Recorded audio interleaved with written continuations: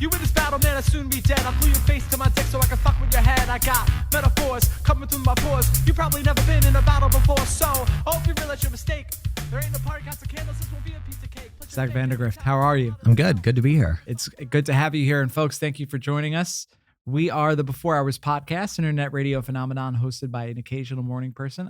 I ask the most interesting people I know about their sleep, their routine, life, love, stress, and setbacks. Please comment below if you're watching on YouTube. Slide into my DMs, Bobby Sheen, LOL, because you know I bring the laughter. And Zach, where can they find you?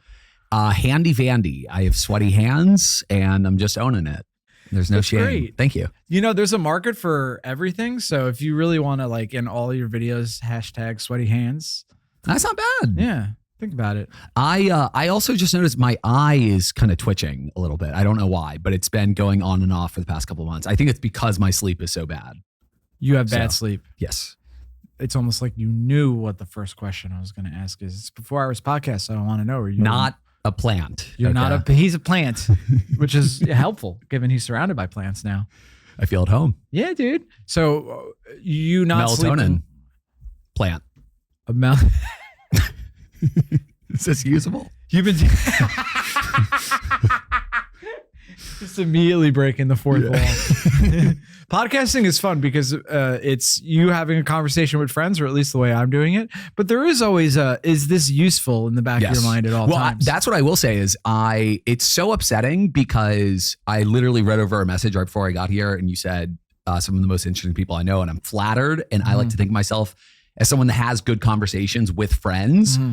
But the thought of needing to be on makes me feel so much tighter. Yeah. Which I don't think is a new found experience, but it sucks that I can't just talk to you as if we were at the shop right now. Yeah. Where we can be a little racist. You got to tone it down when the camera's on. That's when I'm free. Talk about black people. Yeah. And you know a lot of black people because you're from Atlanta. I'm from Atlanta and I'm dating a black person. Ooh. Yes. Okay. Can you be racist with her? Or is that? Oh, God, yes. Okay. I wouldn't say we're dating. It's more of like an ownership I see. situation. You know what? And since we're talking about racism, I have to admit that I think I am doing a tiny bit of anti-Semitism. Please. Sometimes.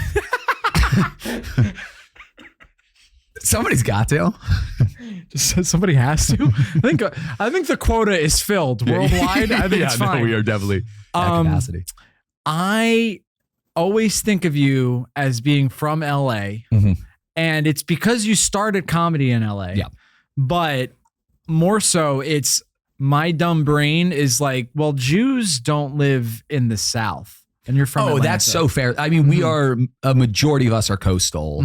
And then it's funny you say that of the LA thing because I feel like I get, and maybe it's just because you know that, but I get all the time, you're from New York, right? Which I know is them asking, you're Jewish, of course. And surely if you're Jewish, you must be from here. So, which again, I'm totally fine with, but I think it is rooted in a true stereotype of most Jews are in LA or New York.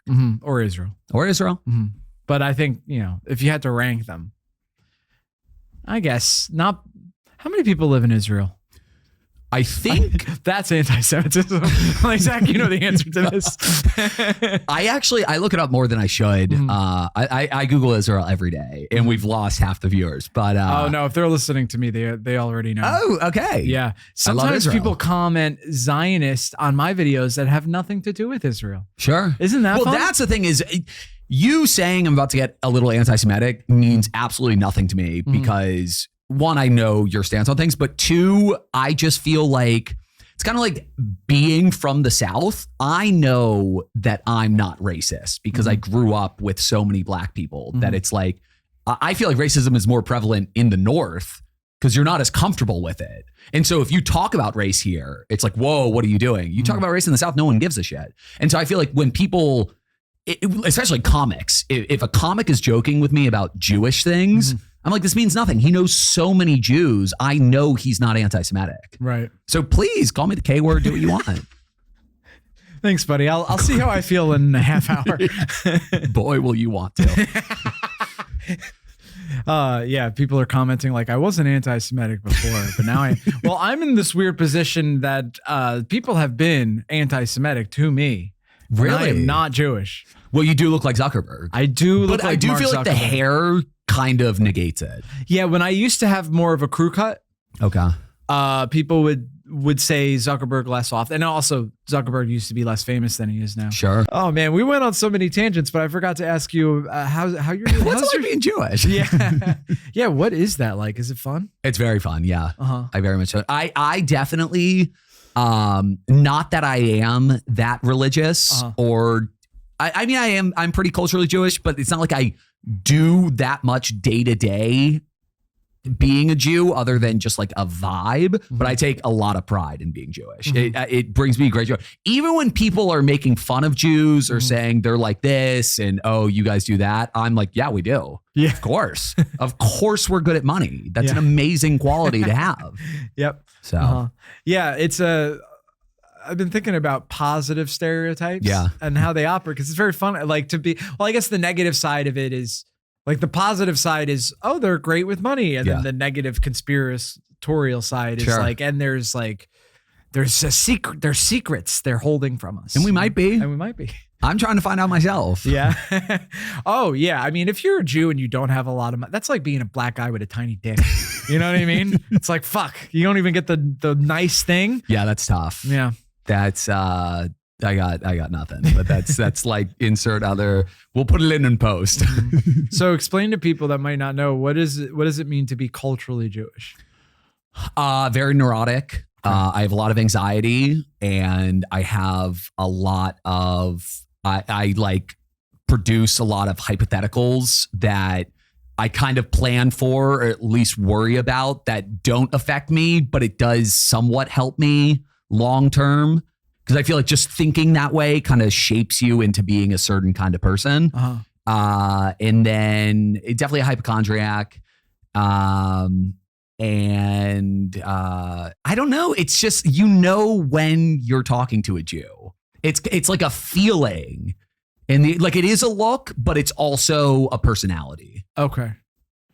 Interesting. So I feel like when someone's like, I feel like for better or for worse, if you were to like, hey, you're going to meet my friend, he's a little Jewy, I would completely know what you mean. You would have to say nothing more. And I'd be excited. I've recently, one of my Jewish friends called me a mensch. Oh, nice. And I was so happy. That's a compliment too. It's like when a black guy calls you the N-word, you know? It's our Except M-word. I'm allowed to say mensch. When I say mensch, nobody tries to kick the shit out of me. You know what I mean? Now the being neurotic. Yeah. Is that what fucks with your sleep sometimes? And for the record, and sometimes it completely, I like it, but it also does derail me, like the whole Mark Zuckerberg thing. Right. Like, that's eating me alive. But I can function somewhat. It does fuck with my sleep for sure. Not necessarily in the sense of in the moment that I'm trying to go to sleep, I start obsessing about something, but in the moments leading up to sleep, I'm like, I'm not going to be able to. I'm going to be up all night. I'm going to have a terrible day. I'm probably gay. My girlfriend's black. Just all of the negatives in my life are coming to the forefront. But I don't know. It's just I think sleep just doesn't click with me. Like, it's not. I have absolutely no progression into the. Sorry for the salute there. Yeah, careful, dude. Yikes. My thing is I need to take a bunch of melatonin, and then I need to read a lot, and then I just pray that I can go to sleep. But it's not like I feel it coming on. Yeah. Okay.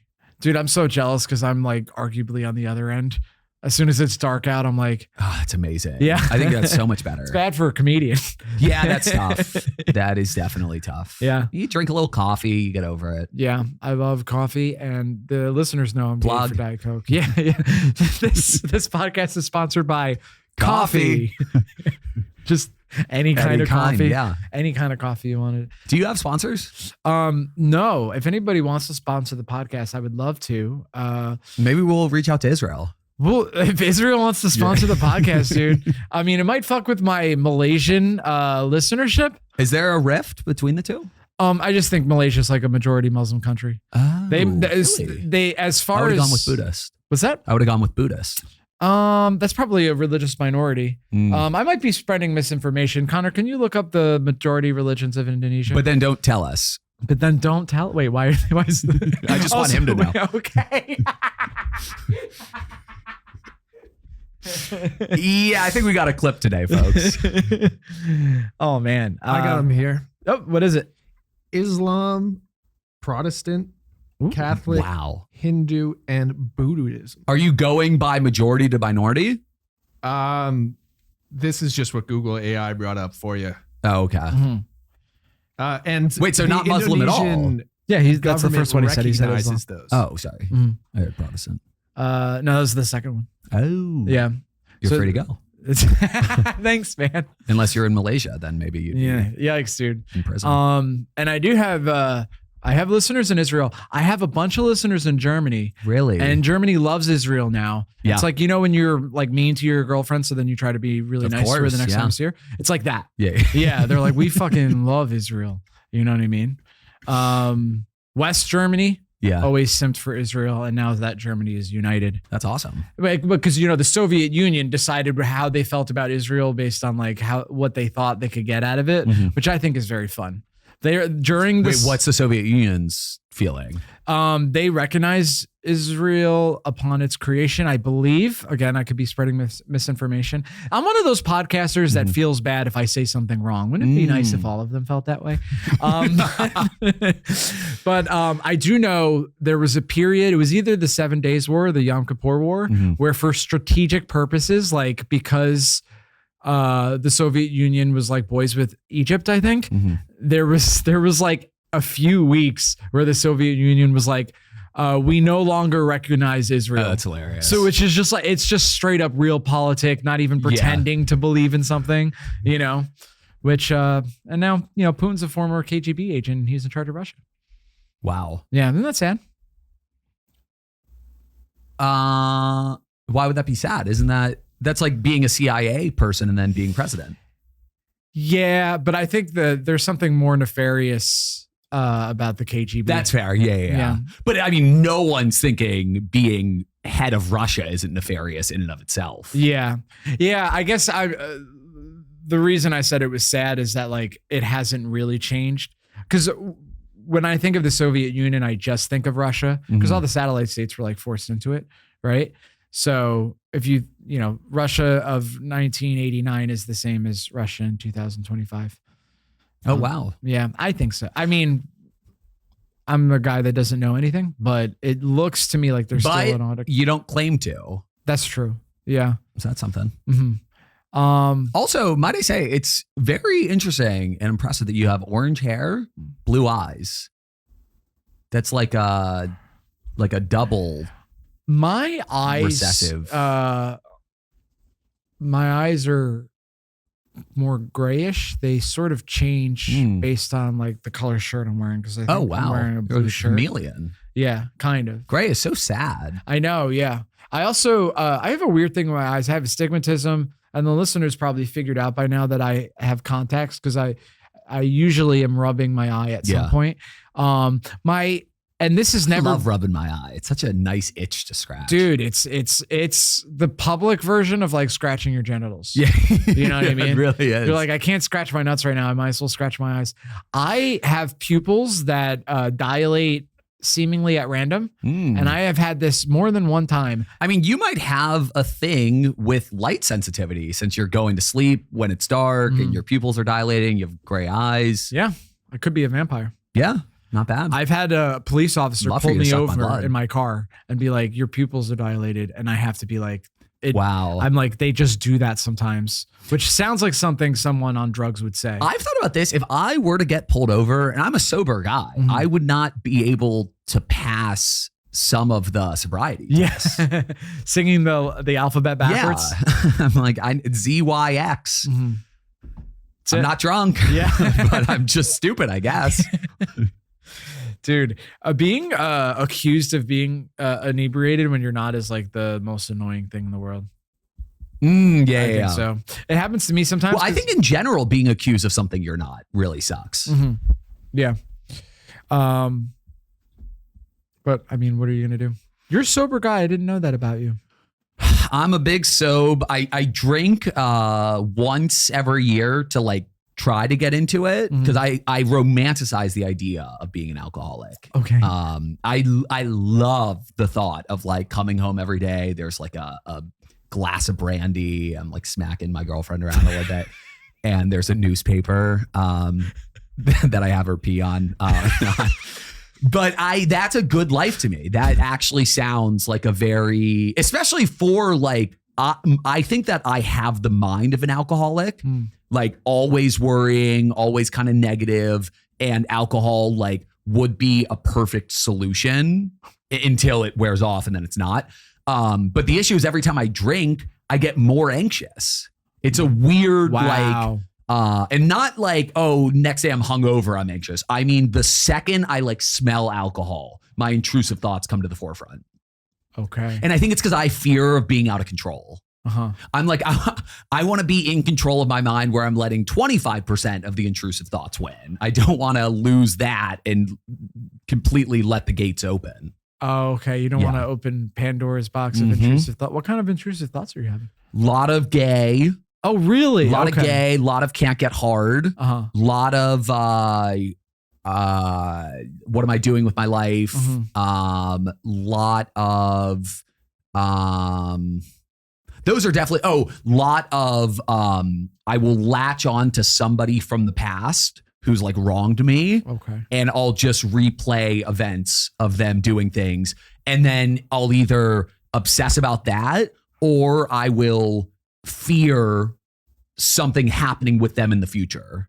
Okay. And I'm constantly oscillating between those two. But I would say my big two are somebody in my life who's wronged me and will I get an erection again? Dude, there's arguably nothing worse than not getting an erection other than like war and genocide, you know? Yeah. But can you imagine being in war with a flaccid penis? That's a hell. I mean, send me to Gaza right now, bricked up. I'm having a better life than I'm having right now. And you can put that on my tombstone. Oh, man. But here's the crazy thing. I literally almost, I mean, I would say in the past 6 years, I have not gotten an erection once. But I think about how I won't get one tomorrow every single second of every day. Interesting. So it's not even an issue. You've like been staying hard for years, but the few times you couldn't, you're like, what if that happens again? Yes. And what if that happens again? I don't know. I really don't. I don't think what happens is your girlfriend goes, fuck you, get out of my house. Yeah, I really don't know. It's just, I feel like it's just definitionally an intrusive thought of like the fear is so much worse than the actual consequence. Yeah. And so I have that. I think that that kind of translates over of like with this pod. I'm like, what if I bomb? What if I'm not funny? What if this? And then, you know, obviously I want to do a good job, but I will obsess about what will happen. And it's so funny too, because me obsessing about what will happen, it will be so consuming. And then if I were to do poorly, I probably wouldn't even think about it. Yeah. The anticipation is worse. Yeah. Than actually the thing coming true. Is this OCD? Yes. Oh, okay. Yeah. I don't know why I forgot that. Yeah. Intrusive thoughts and OCD. That's my big brand. I think there's a misconception about OCD. That it's like washing hands. The hand washing thing. If you go to at least the last time I went to it, the Wikipedia page for OCD, the first picture is someone washing their hands. Yeah. That's our brand ambassador. Yeah. Is a guy who's afraid of germs. I'm like, no, it's actually a guy who constantly thinks he might be gay. That is, and that, funny enough, not even trying to defend myself here, but that is a subset of OCD. It's GOCD, gay OCD. And there's POCD, which is pedophilia OCD, which is where literally you like won't even go around kids because you have a fear that maybe you'd be attracted to them, even though you're not. Yeah. So But the issue with OCD is the best way to get over it is you expose yourself to it. You touch like doorknobs and toilet bowls and whatever, and you don't wash your hands, and you start fucking kids, and you're like, oh, I don't like this. Thank God. I thought I was a pedophile.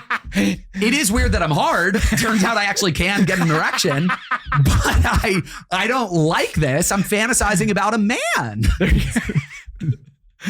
Oh man, the POCD worrying. That's a tough one. That I think would be all consuming. Yes, because if you are gay, it's like, well, fuck it, you're gay. It's okay to be gay now, but it has never, point. Will never be. Well, ancient Greece aside, it's never been a good idea to be. Well, listen, not in defense of pedophilia whatsoever, but it is. It's I'm funny laughing to thinking me. about someone coming to this exact moment on the podcast. It is interesting to me how it's like age of consent is a goalpost of like I don't know what the ages are, but arbitrary. Let's say in New York, it's 17. Mm-hmm. So you have sex with a 17 and a half year old, totally fair. Mm-hmm. But then you're in Alabama, which I know is like a hack, whatever. You fuck your cousin, blah, blah, blah. Yeah. But like, it's a funny blah, blah, blah. I fucked my cousin, blah, blah, blah. It's not a big deal. She was of age. But like you go to another state and now it's illegal. And it's like, okay, so is this actually illegal or is this just the guidelines of this state? This isn't okay to, like, there really should be a universal age of consent. But also it is funny that it's state dependent, it's age dependent, like age of the universe kind of thing, like 1900s was different, whatever. And maybe even culturally dependent. I feel like there are indigenous tribes where literally, I swear to God, I think I've heard this. Connor, look this up. I think that to become a man, you have at like 12 years old, you have to blow all the elders of the tribe.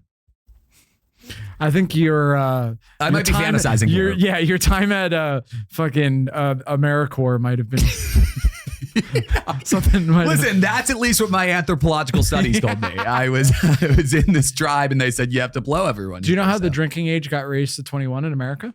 No. It's kind of interesting because the way you were talking about age of consent by state, that's how it was with drinking in the United States by states too, where some states it was 18, some states it was 19. And then Mothers Against Drunk Driving became an entity and they lobbied Congress.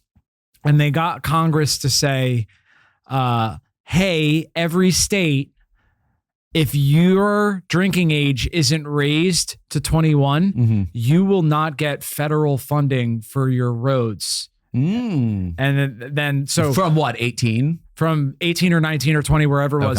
The goal was get every state to 21. And they basically did that by making it like, hey, do you want money from the government for your roads? Then the drinking age has to be 21 in your state. So any state can go lower than 21. As if our roads are fantastic now. Exactly. Yeah. I got the info here. You are correct. There is a tribe. It's the Simbari people. They believe that their youth don't have semen. So there's some rituals that they have to go through, including fellatio. Wow. Wait. As in... the youth doesn't have semen, so they have to be blown by the elders? It says participate in. It doesn't say whomst is blowing whomst. Yeah, not from the Wikipedia page I see. It softens it if you sound educated about it. By whomst is being blown. It's funny for me to say, I don't know any cultural stuff. I'm not getting wrestling tag team. I do know that in some tribes, they're blowing the elders. That's the one poll that I have of this episode. See, and that's where conversations get interesting because you'll talk to some people left of center that will get very uncomfortable if you talk about objective morality, right? Where you're like, some things are good and some things are bad. Yeah. You'll hear the term cultural imperialism sometimes. I remember I was in my late teens or early 20s, and I was dating this girl, and I used the phrase female genital mutilation, which is a mainstream phrase. It's what happens in... That's how I threatened my girlfriend. Maybe that's why you can't get hard. You keep threatening her. Yeah, I'm like, this clit's too big. But that's okay. So, like the cutting of the clitoris is a thing that happens in some North African countries, Yeah. right? Sorry, not like Central Africa. Some people think it's a Muslim thing, but it's actually an African thing. Like, regardless of their religion, they'll do it in a lot of the places. And the idea is if you make a woman less likely to enjoy sex by harming the clitoris, she'll be less likely to be unfaithful. You know? Interesting. Yeah. So I used the phrase female genital mutilation in that context, and she was like, "Ugh, that's such a white male thing to think." I'm like, "No, I think a lot of people feel the way I do."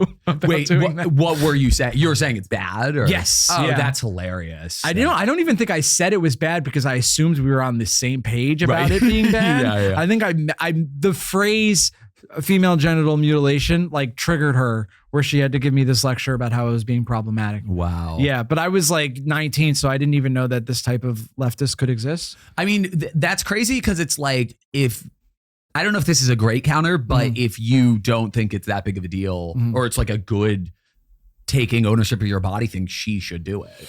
Yeah, but I guess if you're an 18-year-old woman, you could do it. I think before that, everybody should leave your clitoris alone. This is a great You're podcast circumcised, right? I was just gonna say this is a great podcast for people to start in the middle. Yeah.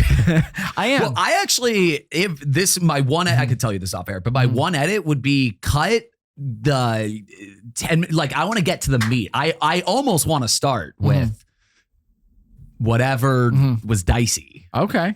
I feel like because that's who The we zhuzh. are. Why who cares about how's your day? Yeah. Well, Unless your day is I jerked off to child pornography. That's a day I want to hear about. On an unrelated note, I am officially age restricted on YouTube. I knew it was going to happen eventually, but it was actually such an innocuous clip.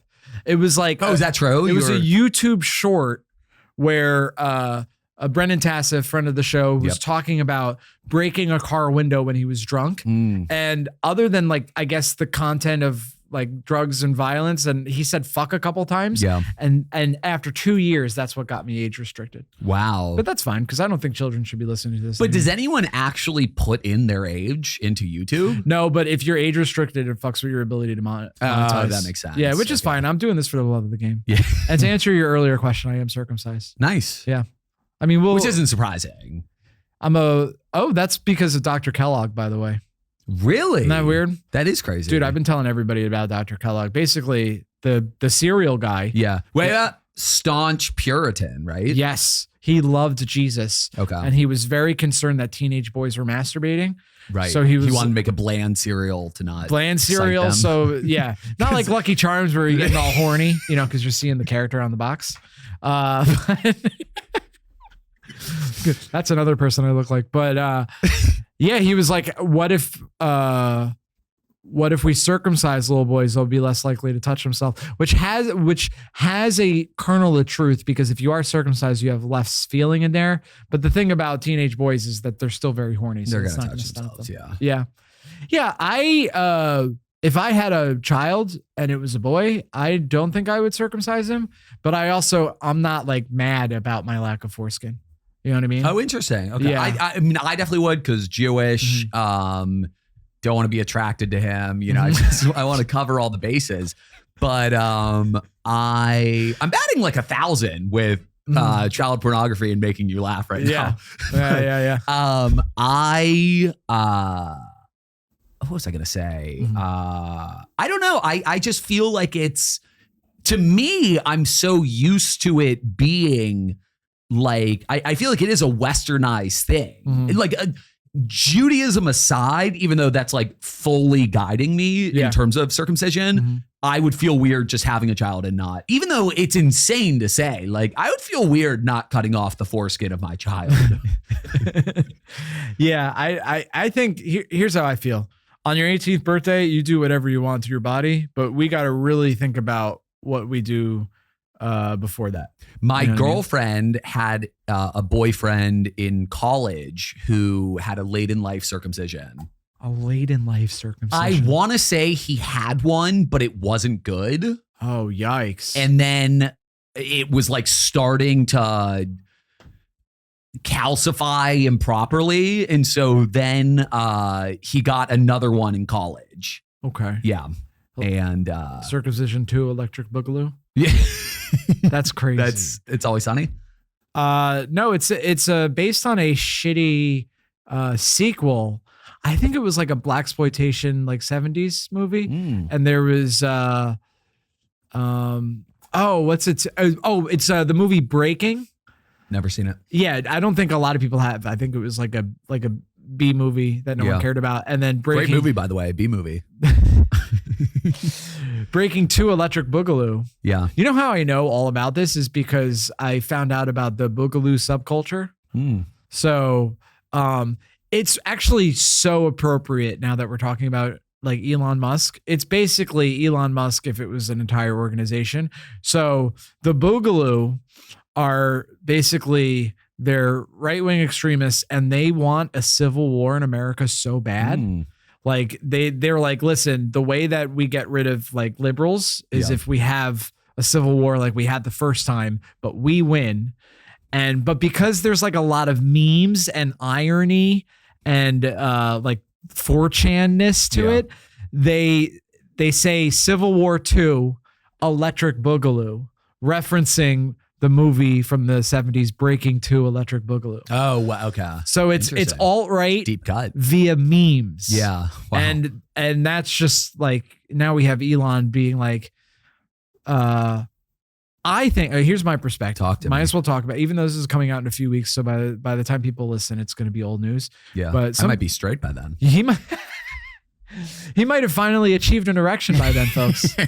So some people think that Elon intentionally did the Nazi salute. Yeah. Right. And by the way, anyone that's saying it was the Roman salute, the Nazis appropriated the Roman salute. So it's the same thing. Right. And even if it wasn't, it's like certain things the Nazis just ruined for everyone. And that includes a certain salute, a certain mustache, and a certain squiggly lines.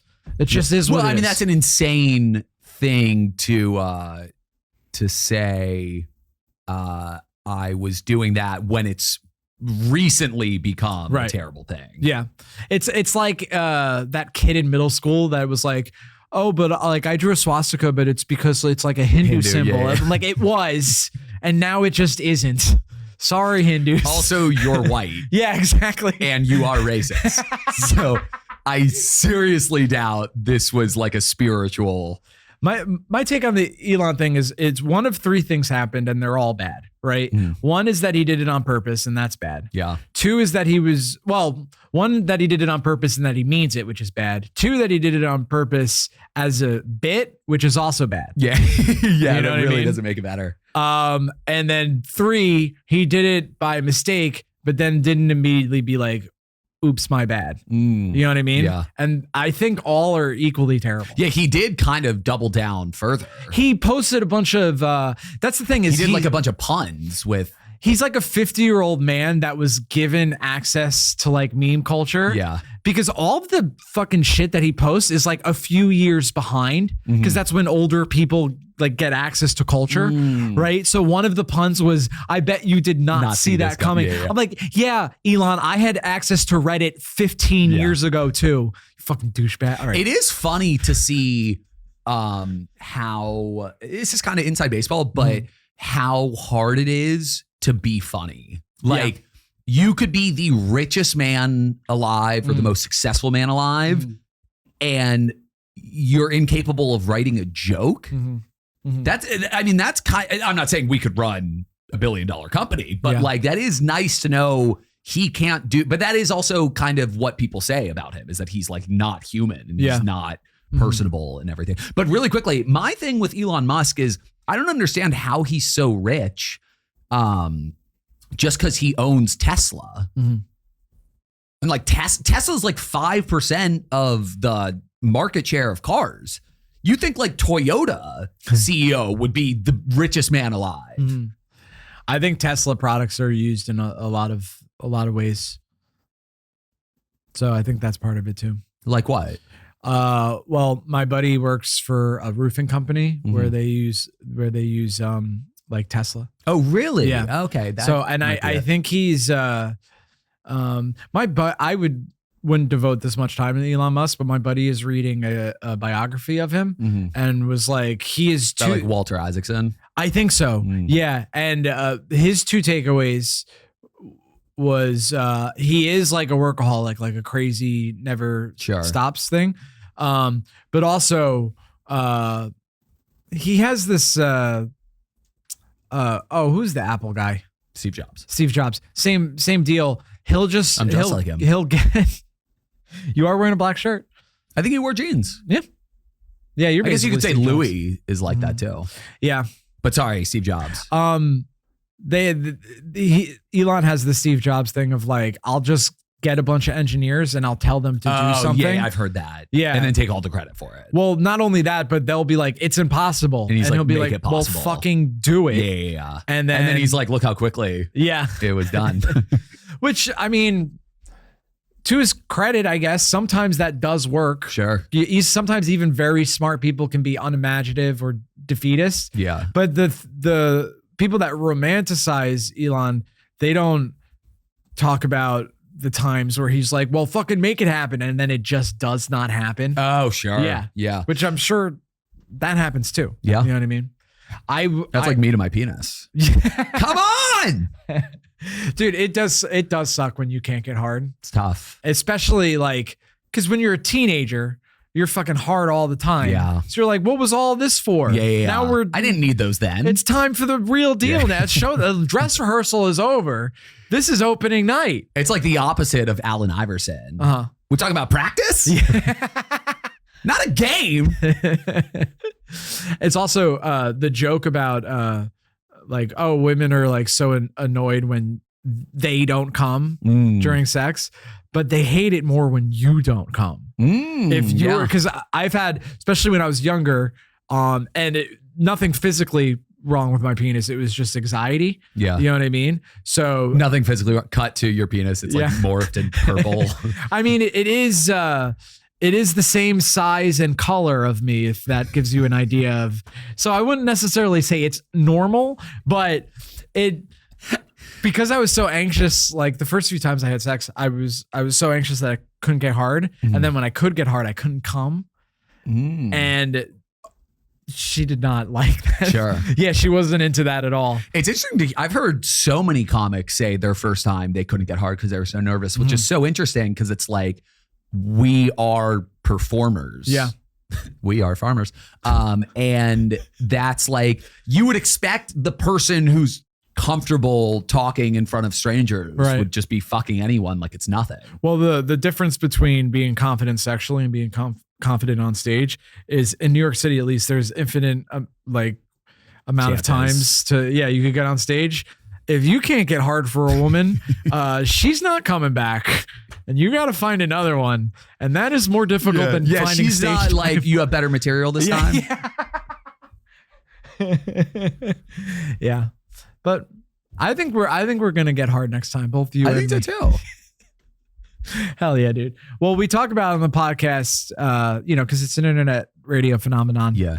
And we talk about sleep routine. We talked about sleep a little bit. We haven't talked about your routine. Do you have a morning routine? Not really, because I'm kind of all over the place, and I'm a host at a restaurant like 3 days a week. And so when that's the case, I get up at 9:45. Every day I get up and I steam. I have to steam, like in a steam room. Oh, okay. Not like, and I just think about Gaza. No, but I go to a gym nearby and I steam 9:45 if that's a work day. If it's not, I'm probably clocking in like an 11:30 wake up. Steam. Then I will get coffee, which is new to me. I used to be on ADD meds, but then I got off and I was looking for something new. And so I have a Pret membership. I shouldn't be leaking this, but $40 a month, unlimited coffee. Ooh. Yeah. Wow. Cut that. I want to be the only one. And so I'll have a coffee, and then, I'll get writing done for the most part. Maybe watch a few videos, putz around. I'll play chess. I'm a huge chess fiend. Just hit 1800, biggest achievement of my life. And then, maybe I'll go to a mic, prep for a show, hang out with the lady. I'm not like I don't know if anybody really is, especially during like work days, but I don't do things and I'll get food, but I don't have interests aside from comedy, chess, and my girlfriend. Those are the only things that I spend time doing. That's a good list. It's not bad, but it is one of those things where sometimes I feel annoyed at the fact that I'm in New York and you're paying for a premium of like you have access to everything. And I'm like, but I don't want everything. I just want 3 things. And 2 of them are not even location dependent. I could play chess and my girlfriend all the time, but comedy technically too is accessible everywhere. But your girlfriend probably has you do things that you otherwise wouldn't normally do, right? Would you go to a museum by yourself? That's another thing that I've been doing. I've been going to museums because I'm trying to like date myself of like, maybe I'm this guy. Maybe I like rocks. Maybe I like forests. And so I've been going to the Met a lot. And I'm going to the Natural History Museum a lot. And the edibles have been helping too. That's another part of the routine is I will take an edible and I'll either write like a madman, walk all over the city, or watch a bunch of like Despicable Me-esque movies. Okay. Yeah. All 3 very, productive. Thank you. Yeah. What about you? What's your routine? Unless the listeners have heard it a million times. They have heard it a bunch of times. So I will add, I'll tell them what I added to my routine. Oh, please. Which is I buy coffee now. Oh, I used to make it myself. Oh, nice. But here's the thing is that there were bugs in my kitchen. And here's the way I feel about there occasionally being bugs in the kitchen. And I'm not talking cockroaches or water bugs. I'm talking about talking Jews. We're talking. Wouldn't that be? I just see you and I'm like, raid. I'm in the coffee. Well, I had a Keurig, and so I'm cool with it. My roommate seems to really be bothered that there's gnats in the kitchen, which is probably the way to be. I don't know. I'm very orderly, but I'm not necessarily clean. You know what I mean? I don't know if that's true. Gnats in the kitchen, I'm like, it'd be like that sometimes. What does orderly, not clean mean? I don't know. Like everything has its place, but I don't necessarily dust my room as often as I should. Oh, sure. Yeah. So that's a sort of. I've never once made my bed. Oh, I do make my bed every day. That's what I was figuring. Basically, yeah, messy head. Oh no, I'm sorry. Messy bed, messy head, and that could be interpreted a couple of ways, folks. But no, I threw away my Keurig because I opened it up to put water in, and a couple of gnats came out. Oof. And I decided, I was like, "Listen, is a gnat like a fly? Yeah, like a tiny fly. Gotcha. Yeah, and I want part of it is like, dude, it's an old building. There's gonna be, we had an exterminator come, and then the exterminator is like, "I'll do my best, but your building is so old." You know what I mean? I don't know if I know what you mean. Like, because it's an old building, it's more susceptible to having.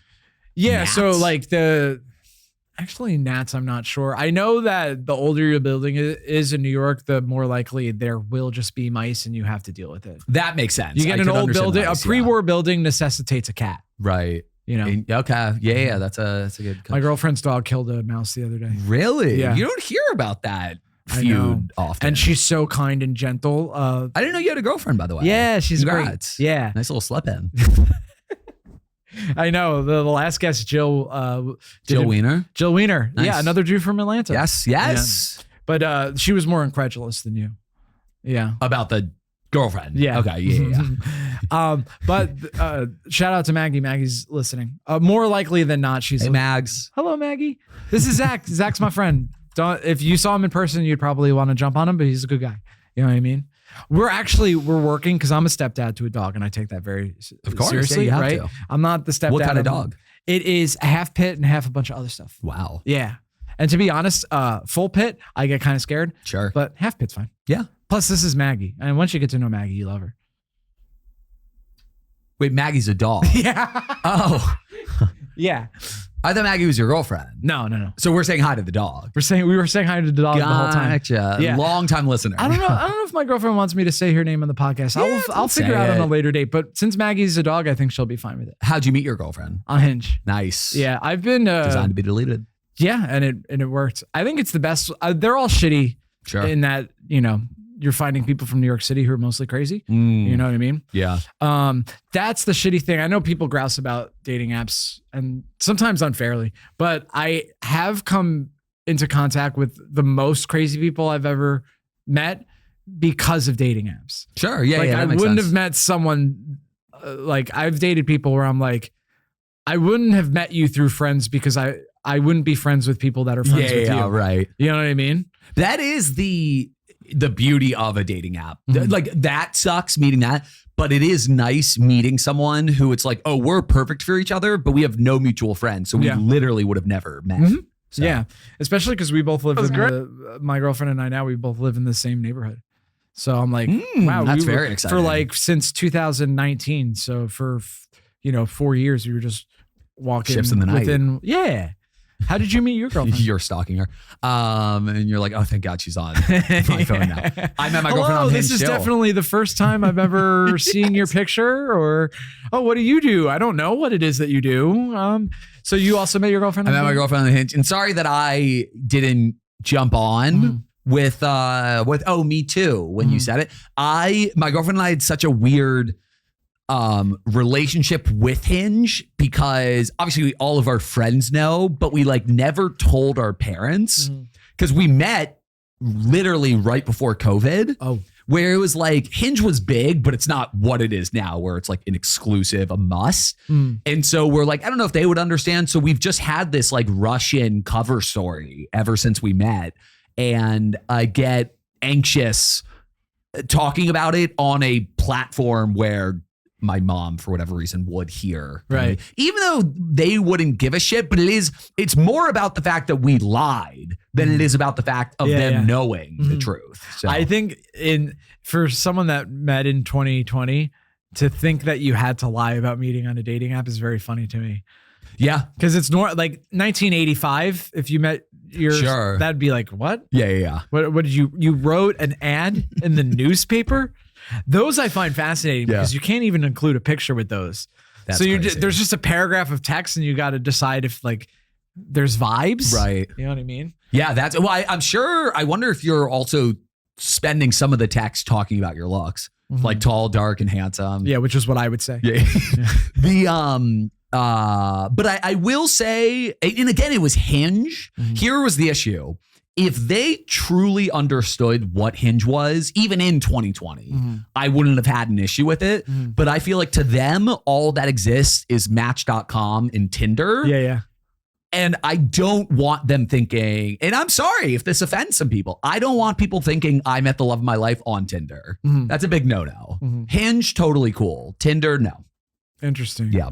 Because Tinder is the hookup app. Tinder's the hookup app. Tinder is like, sure, it's great that we hit it off and we ended up becoming something, but I matched with you initially to have sex with you exclusively. You know what the funny thing about because Tinder is based off Grindr, I believe. Really? Grindr's like the gay. Wow. The gay Grindr app? came first? I believe so. Okay. Connor, this is the last thing we'll ask you to Google. Which came first, Grindr or Tinder? Chicken or egg? Yeah. And but Tinder's lets you know how close. Hey, cock or egg? Was that worth derailing? It does. It does. Yeah. Grindr did come out before Tinder. No kidding. I think Tinder is based off Grindr. That makes sense. Like Tinder was like, what if we made Grindr for straight people? Yeah. And it makes sense because Tinder lets you know how close people are by miles, and Grindr lets you know how close people are by feet. penis length. No. Yeah. You were 8 black guys away. Yeah. Or 13 bobbies away. I think that's the proper conversion rate. Yeah. Yeah. It's interesting now because it used to be taboo to meet your partner on a dating app. Now it's like, I think the majority of couples I know met on a dating app. Oh, definitely. I mean, my parents met because my dad was my mom's boss, and that's almost a crime now. Sure. Yeah. That's a big no-no. Yeah. Nowadays. And I mean, especially one, people work remote. 2, that's kind of the big one. If you're not working remote, you better be meeting somebody from a friend of a friend. Or else you're just, I mean, obviously I respect people that do approach people at a bar, but even before that wasn't the norm. Even before when that was the norm, I was like, that is crazy to me. to talk to someone at a bar. That you don't know, just going in cold. See, I used to do that, and then I stopped drinking, and then I'm like, what am I going to be sober hanging out at the bar? Yeah, that is No, tough. you could have another drink. I'm not going to, though. It does feel creepy. Yeah. No, so you should have one because this Yeah. will go better if you do. Yeah, that has always been weird because the move, sober Bobby has never tried to talk to a girl at a bar because of that reason. Yeah. It's just weird. But I have been on dates with girls where, very early on, I'm like, hey, I don't drink. You could drink. I don't care. Like it's very polite when someone's like, well, I don't want to drink in front of you. And I'm like, I'm not that kind of alcoholic. Like you could drink in front of me. It's fine. Yeah. I mean, that's what I do when I dated, and my first date with my girlfriend is we went to a bar. Yeah. And then she drank and I actually did drink. I think I need to check the records on that, but I think that I had so much confidence in her being like the one. I was like, screw it. Hell I'll yeah. drink. So the thing that I figured out when I was dating, and I would tell a girl early on that I was sober, is if she was like, oh, okay, then that was fine. If the idea of sobriety was inconceivable to her, like if she was like, you can't have just one, more often than not, is that a thing that people can't fathom? Isn't that crazy? That really does sound like you're making that up. I believe I've it, had but- this conversation with more than one woman that she's like, well, you're not going to let me drink alone, are you? And I'm like, I will, because if I have a drink, I'll relapse. And she's like, relapse? Like drugs? I'm like, okay. Also, I promise you drinking alone is better than me getting hammered. Yeah. Can you imagine, dude? Yeah. Oh, but I've already told the story in the pod, so I won't repeat it. But I went on a Connor, date. can we cut to him telling this? Just put that in post. It was a 20-minute story with Brendan Sagalow. Oh wow! And if you're ever going to tell a crazy story, tell it to him, because he'll make the most depressing story very funny. Oh, nice. Very funny guy. But we're almost out of time, Zach. In fact, we are out of time. Damn. So I had a blast. I was gonna say we're out of time, and then I didn't want this night to end, but we are out of time. I think we reached our goal tonight, because it's life, love, stress, and setbacks. And you told me about your life and your love and stress. Yeah, stress is my setbacks. Yeah. So we fucking covered it, dude. Thanks for having me. Well, tell the people where they can find you. Handy Vandy. I live in Manhattan. I perform all over the city. I go to Pret.